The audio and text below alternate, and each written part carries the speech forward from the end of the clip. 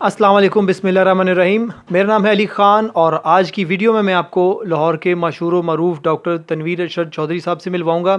ये आपको बताएंगे यूरिक एसिड की वजूहात, अलामात, परहेज़ और इलाज के बारे में।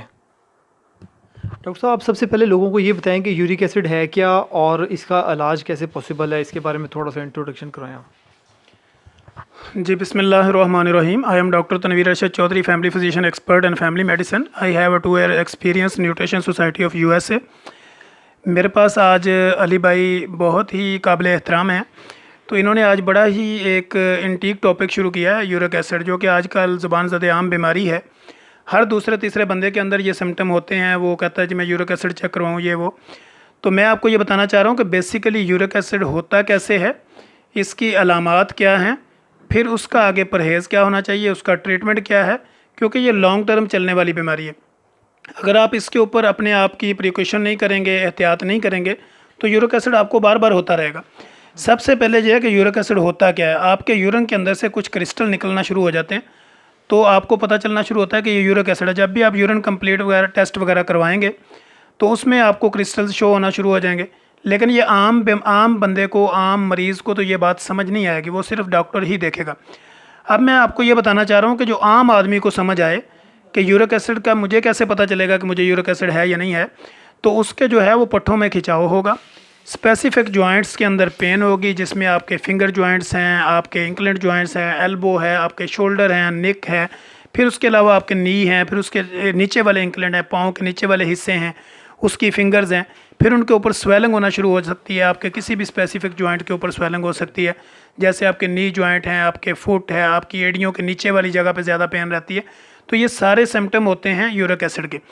अब जब हम ये सारी चीज़ें, पेशेंट आके कंप्लेन करता है, तो हम उसका ये स्पेसिफिक हिस्सा जो है ना वो अपने थंब के साथ या अपनी आइज़ तो मूवमेंट कर ही रही होती है डॉक्टर की, तो हम थम्स के साथ उसके जॉइंट्स को देखते हैं, दबा के देखते हैं कि इसमें पेन होती है, या पेशेंट खुद आपको कहता है कि जोड़ों में आवाज़ें आना शुरू हो गई, या मेरे इन जॉइंट्स के अंदर मखसूस हिस्सों में पेन शुरू हो गई या खिंचाव शुरू हो गया। तो ये यूरिक एसिड की बेसिक अलामात होती हैं।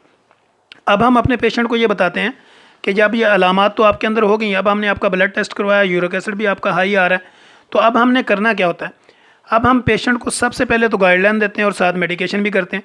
तो गाइडलाइन में हम पेशेंट को सबसे पहले ये बताते हैं कि आपने सब्ज़ पत्तों वाली सब्ज़ियाँ, जिसमें आपकी पालक है, मेथी है, गाजर है, मूली है, शलजम है, आलू है, ये चीज़ें जिनमें सोडियम और हाई पोटेंसी की जितनी भी प्रोटीन्स होती हैं, ये हम उनको बंद कर देते हैं। उसमें बीफ है, कोल्ड ड्रिंक है, फास्ट फूड है, जितनी भी ऐसी बेकरी आइटम्स हैं, फिर उसका चिकनाई वाली हैं, तली हुई चीज़ें हैं, ये सारी चीज़ें हम पेशेंट की वक्ती तौर पे रोक देते हैं।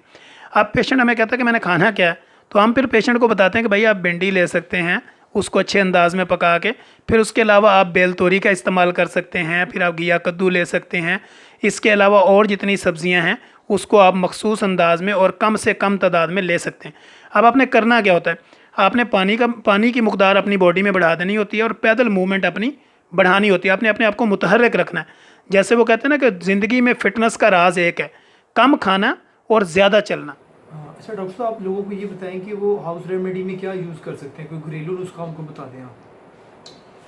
जी, घरेलू नुस्खे में ये है कि एक तो जो चीज़ें आपने नहीं खानी, उसमें हम एक चीज़ और मेंशन कर देते हैं कि आपने कोल्ड ड्रिंक है, फ़िश है, बड़ा गोश्त है, फास्ट फूड है, ये इस तरह की जितनी भी आइटम्स हैं ये आपने कम से कम इस्तेमाल करनी है। अब घरेलू रेमेडी में आपने एक सिटा, जिसको हम छली कहते हैं, इसको 3-4 किलो पानी में इसको डालना है अपने लेके, और इसके अच्छी तरह इसको सफाई करके डालना है। फिर उस पानी को पकाना है। जब वो 1.5 हो जाए, यानी अगर 3 से 4 किलो आपने पानी डाला तो 2 kg रह जाए, तो उसके बाद जो है ना वो आपने उस पानी को छान के, यानी पुन के जो है ना वो अपने पास महफूज कर लेना है।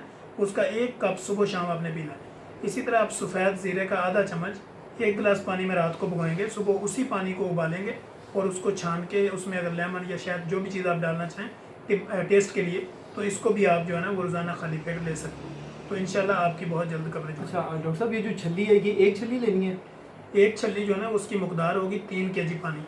अगर आप 2 डालेंगे तो पानी की मकदार बढ़ाते जाएंगे, क्योंकि जैसे ये पानी खत्म होगा तो आपको नया पानी दोबारा। तो ये छल्ली का पानी सुबह शाम पीना है, 1 कप सुबह 1 कप सुबह पीना, 1 शाम तो पीना। बाकी फ्रिज में सेव कर ले, अगले दिन भी पी सकते हाँ, हैं। फ्रिज में कर लें, लेकिन ये बर्फ़ वाला ना हो, नॉर्मल मकदार में इस पानी को लिए और वो जो आप जीरे वाला पानी बता रहे हैं वो डेली आपने खाली पेट लेना है। 1 टेबल स्पून डुबोना उसको, रात को भिगोना है और सुबह के टाइम उसी पानी को बॉयल करके छान के आपने वही पानी इस्तेमाल करना है।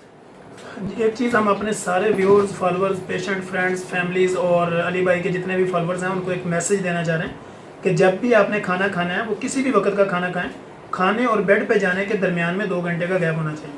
खाना खाने के फ़ौरन बाद जब आप लेटते हैं तो आपका डाइजेस्टिव सिस्टम स्लो हो जाता है, फिर इस तरह आपकी ब्लड सर्कुलेशन में भी प्रॉब्लम आती है। तो आपने कम खाना है, ज़्यादा चलना है और खाने के फ़ौरन बाद लेटना नहीं है, और खाना खाने के बाद कम से कम 2 घंटे का गैप देना, उसके बाद जो है वो आप लेट सकते हैं, बाकी अपनी जो भी वर्किंग कर सकते हैं। लेकिन कोशिश करें कि खाना खाने के बाद चहलकदमी करें। उसके बाद इजी जब आपको हो जाए कि आपने 1.5 आवर्स जब आपका गुजर चुका है तो फिर आप जाके बेड पे आप जा सकते हैं। तो आज अली भाई ने बहुत इंटीक टॉपिक आपके साथ लिया। इंशाल्लाह हम कोशिश करेंगे कि नेक्स्ट एपिसोड में भी इनका पूरा साथ दें। अस्सलाम वालेकुम, जज़ाकल्लाह खैर।